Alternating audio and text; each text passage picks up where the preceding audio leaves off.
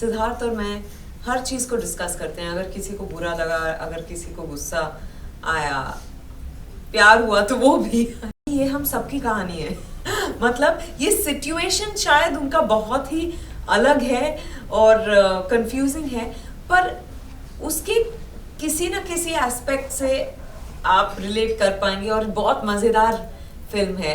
मेरा इतने बड़े एक्टर के साथ काम करने का ये पहला अवसर था, तो जिस हिसाब से मुझे इन्होंने कंफर्टेबल फील करवाया, जिस हिसाब से हमारी दोस्ती हुई, शायद उसी की वजह से जैसा परफॉर्म कर पाए हैं। Thank you. Welcome to your life. Thank you. Vidya ji, आप लेके आए दो प्यार में, क्या है फिल्म के बारे में? प्लीज अपने किरदार के बारे में थोड़ा बताइए। ये रोमांटिक कॉमेडी है। 4 लोगों की कहानी है। एक कपल है, शादीशुदा कपल है,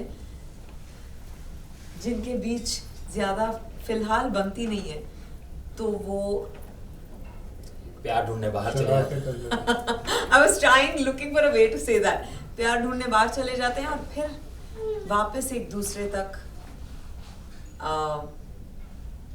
थोड़ा जिसे ढूंढने वो बाहर गए थे, अचानक उन्हें वो प्यार अपने अंदर मिल जाता है। हाँ, अब क्योंकि अब तो प्यार बाहर भी कर चुके हैं, अब वापस एक दूसरे के साथ प्यार में है, तो सिचुएशन बहुत कॉम्प्लिकेटेड हो जाती है और बहुत कंफ्यूजिंग भी हो जाती है। इन लोगों की हालत बहुत खराब है, पर उसे देख के ऑडियंस को बहुत मजा आता है। तो आप एक अच्छे लव गुरु की तरह बता रहे हैं, तो बताइए विद्या जी के साथ काम करने का अनुभव कैसा? का अनुभव आज तक जितने लोगों ने इनके इंटरव्यू लिए हैं, जितने लोगों ने इनकी हंसी सुनी है, इनकी बातें सुनी है, और सबने जो बोला है वो एकदम सच है। फर्स्ट हैंड एक्सपीरियंस से बता रहा हूँ कि इतना ही सरल व्यक्तित्व है, इतना ही खुश मिजाज इनका, रोज का जीवन ही ऐसा है इनका, तो सेट पे भी वही रिफ्लेक्ट होता है।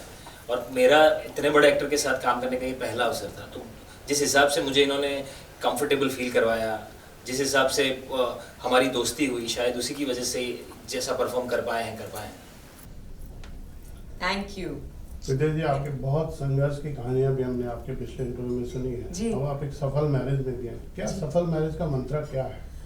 आई थिंक हर कपल का एक अलग मंत्र होता होगा, पर मेरे ख्याल से एक दूसरे से अगर हम खुलकर हर चीज़ के बारे में बात करें तो वो बहुत हेल्पफुल होता है। सिद्धार्थ और मैं हर चीज़ को डिस्कस करते हैं। अगर किसी को बुरा लगा, अगर किसी को गुस्सा आया, प्यार हुआ तो वो भी जो भी हम सच अपने फीलिंग्स व्यक्त करते हैं एक दूसरे से। वो बहुत ज़रूरी होता है, सब कुछ शेयर करना। आई थिंक एक कपल के लिए, और बहुत ज़्यादा वक्त साथ में बिताना मेरे ख्याल से ज़रूरी है। पर प्रतीक मेरे से में सहमत नहीं है, क्योंकि वो इतना काम करते हैं कि उनके पास वक्त नहीं होता। पर I don't know, he still manages beautifully. So you must tell us आप बताइए प्लीज, कि मंत्र क्या है? बीवी से दूर रहना पड़ता है? नहीं, वो तो बहुत दिक्कत हो जाएगी फिर अगर ऐसा हुआ तो मुझे लगता है दूर रह के भी करीब रहने के मतलब जो बहाने हैं, हम लोग अभी भी इतना टाइम चोरी करके एक दूसरे से मिलते हैं, तो ये सारी चीज़ें मुझे लगता है कि प्यार को अच्छे से बनाए रखती है। तलाक के बाद भी आज समाज में देखा जाता है दोस्त रह सकते हैं, बहुत सिंपली ऐसे कपल देखने को आते हैं। आपके क्या विचार है इस पर? आई थिंक बहुत कम ऐसे लोग हैं। ओके। ज्यादातर लोग एक दूसरे से के टच में नहीं रह पाते। हाँ, अगर बच्चे हैं तो दूसरी बात है। आई थिंक बिकॉज को पेरेंटिंग का जमाना है, तो उस वजह से couples have to keep in touch and अगर आप दोनों इससे सहमत हैं इस डिसीजन से और आप खुश हैं अपनी लाइफ से, तो शायद एक दूसरे से अच्छी तरह आप बर्ताव कर पाएंगे और शायद दोस्त रह पाएंगे। पर मुझे लगता है ज्यादातर लोग नहीं कर पाते। मतलब ये चीज़ अगर आपकी शारीरिक और मानसिक सेहत को ज़्यादा असर नहीं करती है तो बेशक दोस्त रह सकते हैं। सवाल कई बार आता है दोस्त रह सकते हैं फिर तलाक क्यों हुआ? मतलब मैं वही नहीं, पर आई थिंक दोस्त रह सकते हैं, पर पति पत्नी दोस्त नहीं होते। उनमें दोस्ती हो सकती है, पर वो दोस्त नहीं होते। सिर्फ दोस्त से आगे का एक स्टेप पे चले जाते हैं।